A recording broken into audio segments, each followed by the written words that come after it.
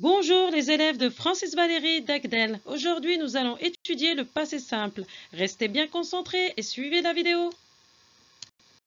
Au sommaire, nous avons la projection de la leçon, l'étude de texte, page 172 du livre, une carte mentale, ensuite un schéma de positionnement des temps, un récapitulatif et pour finir un exercice d'application.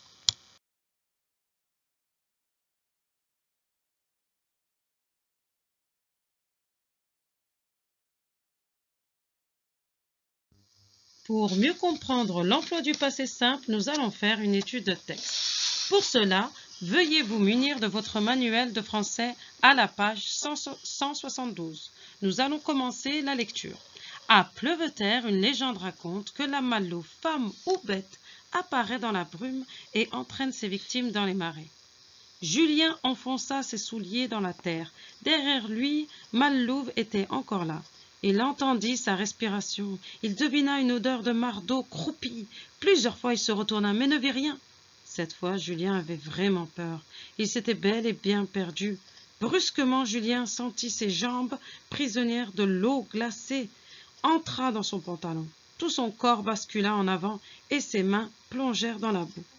D'après Michel Causet.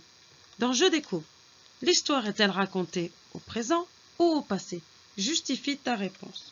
On constate que dans les lignes en italique, le texte n'est pas au passé, mais au présent. Il explique ce qui s'est passé avant ce qui est raconté dans l'extrait de l'ouvrage. Mais l'histoire est au passé. En effet, les verbes sont conjugués au passé simple. Ensuite, relève les verbes qui expriment ce que fait Julien et ce qui lui arrive. Les verbes sont enfonça, entendit, devina, retourna, vit, sentit, entra, bascula, plongèrent.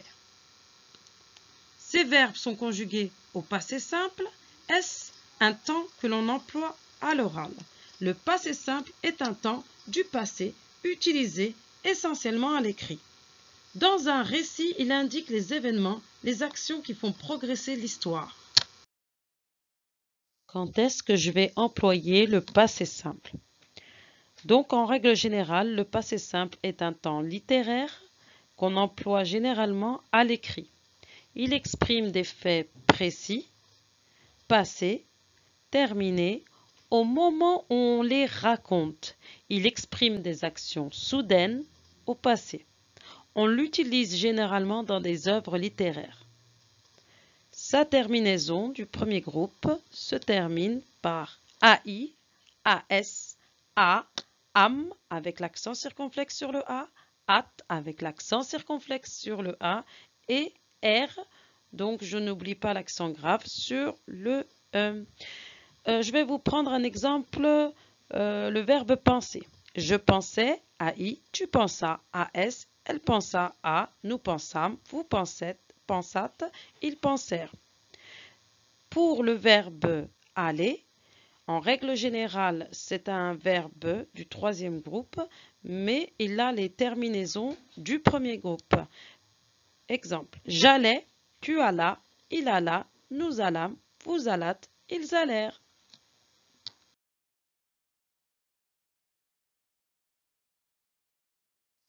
Dans ce schéma, nous allons observer les temps. Nous remarquerons la flèche de la ligne du temps. Nous allons prendre comme base le présent. Le présent, c'est le moment où l'on parle. Avant se situe le passé composé. Avant le passé composé, on retrouve l'imparfait.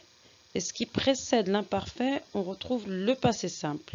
On remarquera que le passé simple est un temps ancien. Pour rappel, le passé simple s'emploie à l'écrit. C'est un temps du récit pour indiquer les événements de l'histoire. Exemple, Julien marcha, enfonça ses souliers dans la terre. La terminaison des verbes du premier groupe ER, AI, AS, A, AM avec l'accent circonflexe sur le A, AT avec l'accent circonflexe sur le A et R avec l'accent grave.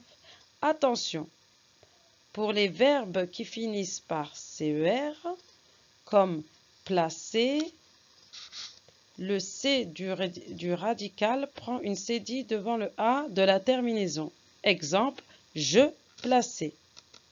Pour les verbes terminant par G, comme manger, nager, bouger, il y a un E entre le G du radical et le A de la terminaison. Exemple, il bougea. Pour les verbes finissant par G, comme irriguer, distinguer, le U du radical reste devant le A de la terminaison. Exemple, je distinguais.